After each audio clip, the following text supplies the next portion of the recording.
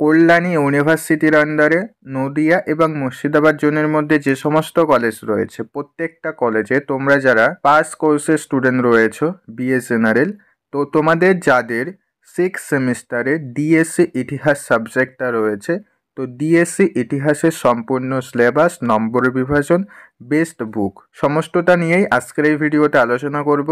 কাজেই তোমাদের যাদের ডিএসসি ইতিহাস রয়েছে তোমাদের জন্য আজকের ভিডিওটা খুব গুরুত্বপূর্ণ একটা ভিডিও হতে চলেছে, তাই প্রত্যেকেই আজকের ভিডিওটা প্রথম থেকে শেষ পর্যন্ত দেখবে।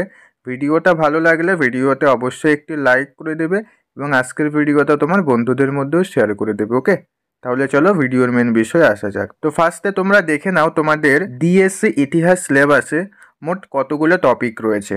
তো দেখো তোমাদের ডিএসসি ইতিহাস সিলেবাসে কিন্তু এবার 3টে টপিক রয়েছে। 5th সেমিস্টারে যেমন আলাদা আলাদা টপিক ছিল, তোমাদের যে কোনো একটা টপিক নিয়ে পড়তে হয়েছিল, সেই একই রকমভাবে তোমাদের 6th সেমিস্টারেও ডিএসসি ইতিহাসে 3টে টপিক রয়েছে।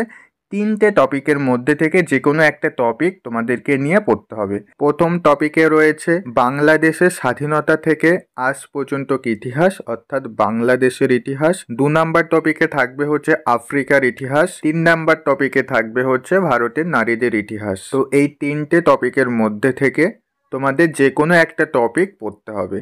তো আমি 3টে টপিকের সিলেবাস সম্পূর্ণ বিস্তারিত আলোচনা করে দেব এবং কোন টপিকটা সহজ হবে সেটাও ভিডিওতে বলে দেবো। ওকে, তোমরা প্রত্যেকেই দেখতে থাকো। তো প্রথম টপিকটা দেখছো বাংলাদেশের ইতিহাস। তো বাংলাদেশের ইতিহাসের মধ্যে কোন কোন বিষয় পড়তে হবে সেগুলি দেখে নাও। তো বাংলাদেশের ইতিহাস এই টপিকে মোট 4টে ইউনিট অর্থাৎ 4টে অধ্যায় রয়েছে। প্রথম অধ্যায়ে পড়তে হবে পাকিস্তানি অবাঙালি অভিজাত গোষ্ঠী এবং পূর্ব পাকিস্তানে ক্রমবর্ধমান বাঙালি মধ্যবিত্তের মধ্যে দ্বন্দ্বের ইস্যু। 2 নম্বর ইউনিটে পড়তে হবে পূর্ব পাকিস্তানে রাজনৈতিক রূপান্তর 1952 সাল থেকে ভাষাগত জাতীয়তাবাদের পাকিস্তানি সামরিকবাদের বিরুদ্ধে প্রতিরোধ, নতুন গণনেতা হিসেবে শেখ মুজিবুর রহমানের উত্থান, আওয়ামী লীগ আন্দোলন 1966 থেকে 1970 পর্যন্ত বাংলাদেশের মুক্তি আন্দোলন, 1971 থেকে 1972 সালে বাংলাদেশের জন্ম। এটা ইউনিট 2তে পড়তে হবে। ইউনিট 3তে রয়েছে স্বাধীনতার পর বাংলাদেশ, সমাজ, অর্থনীতি ও রাজনীতি। ইউনিট 4এ রয়েছে বাংলাদেশের পররাষ্ট্রনীতি, ভারতের সাথে সম্পর্ক, সার্ক এবং আসিয়ানের বাংলাদেশের ভূমিকা। তো এই 4টে ইউনিট তোমাদের বাংলাদেশের ইতিহাসে রয়েছে। তো এই টপিকটাও সহজ রয়েছে, এই টপিক থেকে তোমরা হুবহু প্রশ্ন কমন পেয়ে যাবে। 2 নম্বর টপিক রয়েছে আফ্রিকার ইতিহাস। তো এখান থেকে প্রশ্ন একটু কমন পাওয়ার জটিল রয়েছে, তবে আমি যে সাজেশন দেবো সেখান থেকে তোমরা অবশ্যই প্রশ্ন কমন পাবে। ওকে, 5th সেমিস্টারের পরীক্ষা দিয়েছো, দেখেছো, আমি বলেছিলাম আগেই যে এবারের সাজেশনটা সম্পূর্ণটাই অন্যরকম হবে, সমস্ত প্রশ্নই কমন পাবে। তো এবারও তোমাদের 6th সেমিস্টারের জন্য সাজেশন সেই রকমভাবেই তৈরি করা হবে, তোমরা প্রত্যেকটা প্রশ্ন কমন পাবে। ওকে, তো দেখে নাও আফ্রিকার ইতিহাসে কি কি বিষয় পড়তে হবে। তো এখানেও তোমাদের 4টে ইউনিট রয়েছে অর্থাৎ 4টে অধ্যায় রয়েছে। প্রথম অধ্যায়ে কি পড়তে হবে? আফ্রিকার ইতিহাসের প্রধান বিষয়, এটা পড়তে হবে। ইউনিট 2তে পড়তে হবে উপনিবেশের আগে আফ্রিকা এবং আফ্রিকান সমাজ, 19 শতকের ইউরোপীয় সাম্রাজ্যবাদের আনুষ্ঠানিক সাম্রাজ্য এবং 20 শতকে আফ্রিকার বিভাজন, মাগরের এবং পশ্চিম আফ্রিকার ফরাসি, পূর্ব, পশ্চিম ও দক্ষিণ আফ্রিকায় ব্রিটিশ, কঙ্গোতে বেলিজিয়ানরা। তো এটা ইউনিট 2তে পড়তে হবে। ইউনিট 3তে পড়তে হবে আর্থসামাজিক রূপান্তর, কৃষিতে কাঠামোগত পরিবর্তন, বন ব্যবস্থাপনা এবং খনির বাণিজ্যের ধরন পরিবর্তন, ট্রান্স আটলান্টিক ডাচ বাণিজ্যিক শ্রম, দক্ষিণ আফ্রিকার বিশেষ উল্লেখ সহ ঔপনিবেশিক দক্ষিণ আফ্রিকার জাতি, শ্রেণী এবং ধর্মের রাজনীতি, স্থানান্তর, বর্ণবাদ, ভাষা, শিক্ষা এবং সংস্কৃতির ফর্ম। তো এটা তোমাদের ইউনিট 3তে পড়তে হবে।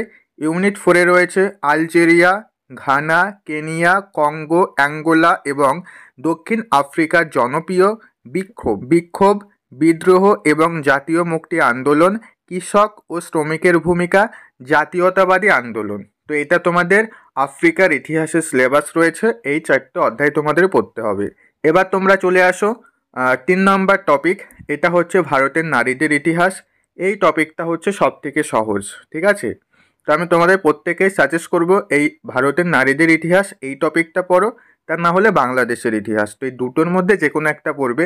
আফ্রিকার ইতিহাসটাও অনেকের কাছে সহজ মনে হতে পারে, তো আমার কাছে ভারতের নারীদের ইতিহাস এটাই সহজ হবে, আমি এটাই তোমাদেরকে সাজেস্ট করব। আর এটা না হলে বাংলাদেশের ইতিহাস। তো ভারতের নারীদের ইতিহাসের সিলেবাসে কী কী রয়েছে দেখে নাও। তো এখানেও 4টি ইউনিট অর্থাৎ 4টে অধ্যায় রয়েছে। প্রথম অধ্যায়ে পড়তে হবে ভারতীয় ঐতিহ্যে নারী, প্রাক ঔপনিবেশিক ভারতে বিভিন্ন সামাজিক ধর্মীয় আন্দোলন এবং নারীর অবস্থান পুনর্নির্ধারিত।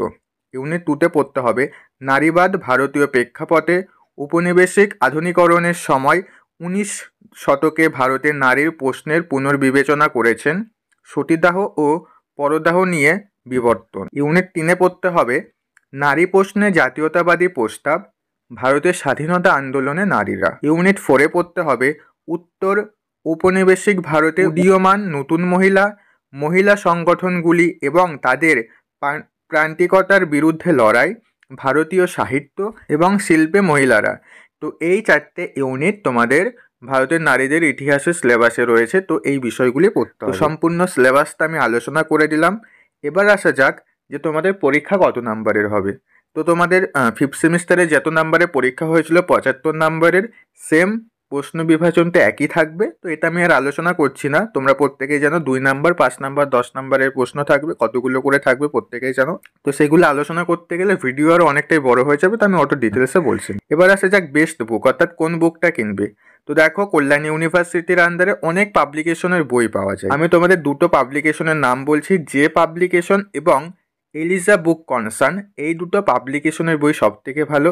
এই দুটো বই পড়ে তোমরা পরীক্ষাতে 80 থেকে 70% কমন পেয়ে যাবে। ওকে, আর তোমরা চাইলে এই বই বাদেও অন্য বই কিনতে পারো, সেখান থেকেও প্রশ্ন কমন পাবে এমনটা নয়, প্রত্যেকটা বই থেকেই কমন পাবে কম বেশি। তো আমি যে দুটো পাবলিকেশন বললাম, এই দুটো পাবলিকেশনের বই কেনার চেষ্টা করবে, না পেলে অন্য পাবলিকেশনের বই কিনে নিও। ওকে, তো আশা করছি তোমরা প্রত্যেকেই বিষয়টা বুঝতে পেরেছো পুরো ডিটেলসে।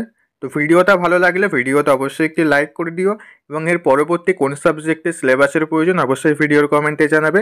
আমি পরবর্তী ভিডিও খুব শীঘ্রই আমাদের এই চ্যানেলে আপলোড করে দেবো। তারপর দেখা হচ্ছে পরবর্তী ভিডিওতে। তোমরা সবাই ভালো থেকো।